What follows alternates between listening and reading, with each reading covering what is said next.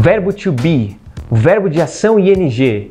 Esses foram os ingredientes usados para criar o tempo verbal perfeito. Mas o professor Otônio acidentalmente acrescentou o sujeito e o complemento, formando assim o present continuous.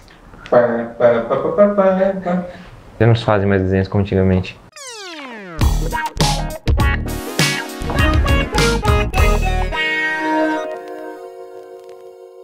Você sabe o que é esse tal de ing ou ing?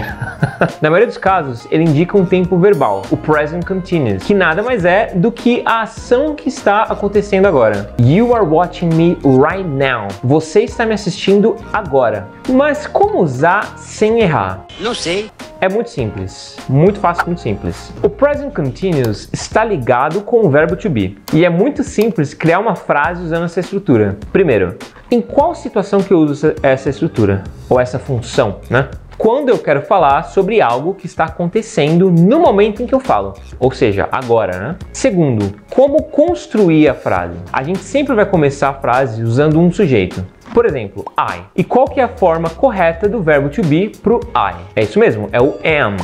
Então, I am. Depois disso, vem a ação, que é o verbo principal. No caso desse exemplo que eu estou dando, o read. Se eu disser I am read, eu estou falando eu estou ler. Isso não faz sentido. Não faz sentido. Não faz sentido. Como que eu resolvo isso? Com o ing no final do verbo principal. Então, em vez de falar I am read, eu vou falar I am reading. E aí você completa a sua frase. I am reading a great book. Eu estou lendo um livro muito bom. Quando eu falo isso, a pessoa que está me ouvindo entende que eu estou fazendo a ação ou no momento, ou que ela é uma ação contínua.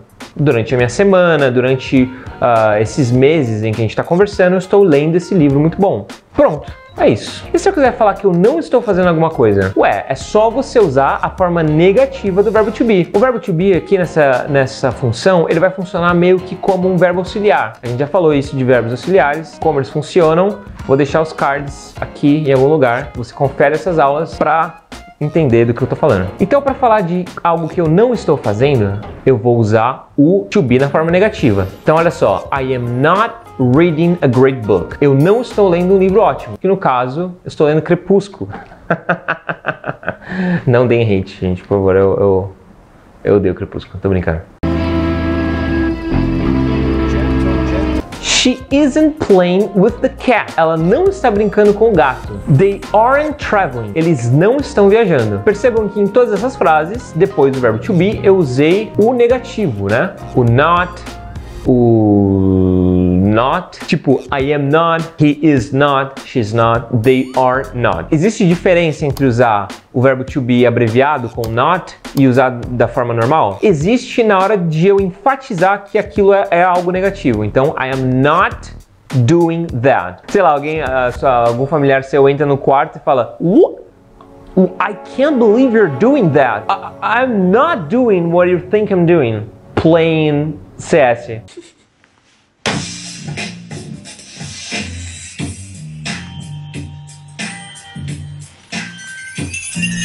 E para fazer perguntas, como eu disse, o to be no present continuous, ele funciona como um verbo auxiliar. Então, da mesma maneira que a gente cria perguntas com o do, you did, a gente vai criar perguntas com o to be. A gente coloca ele antes do sujeito, inverte a ordem, e aí a gente forma perguntas. Are you working? Você está trabalhando? Is the dog sleeping? O cachorro está dormindo? E olha só, dá pra gente fazer perguntas negativas também, quando a gente quer confirmar uma informação. Exemplo, aren't they studying? Eles não estão estudando? Isn't he washing the car?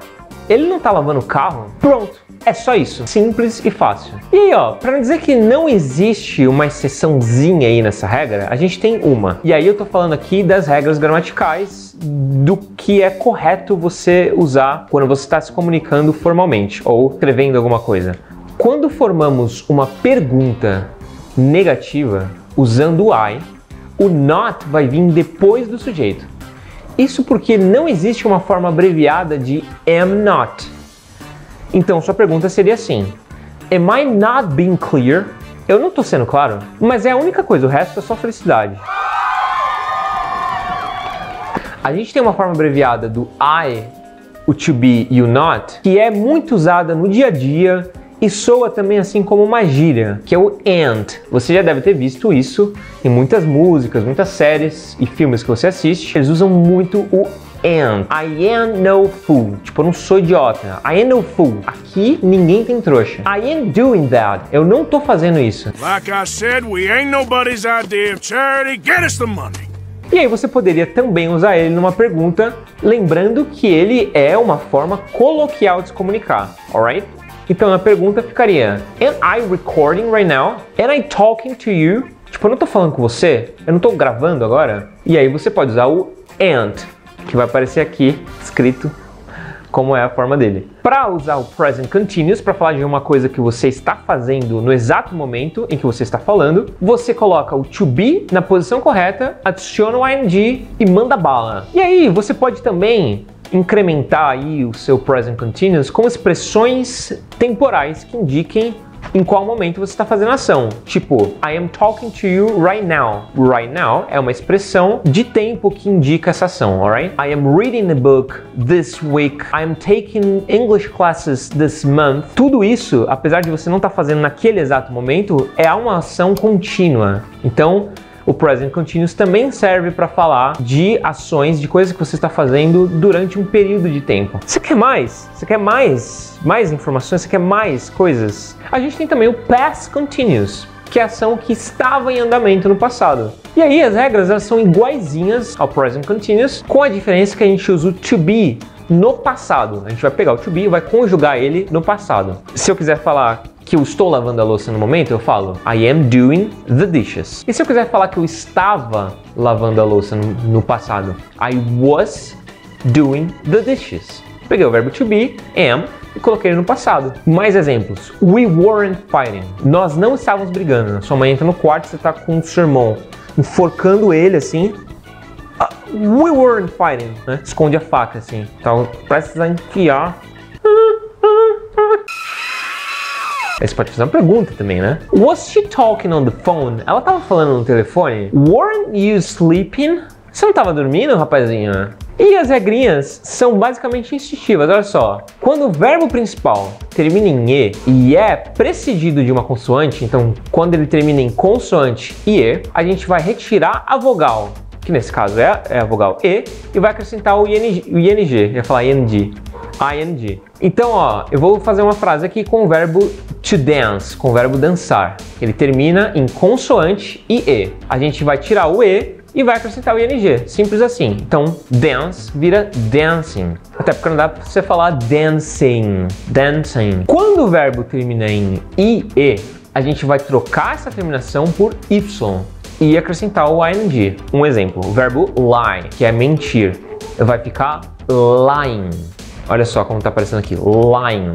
A gente tirou o ie e acrescentou o y e o ing. E quando o verbo segue o padrãozinho CVC, que é consoante, vogal e consoante, a gente vai duplicar a última consoante dele, né? A última letra. Então, ó, to swim, nadar, fica swimming. Swimming com double M. To run, fica running com double N. Run. Tô aqui também. Run.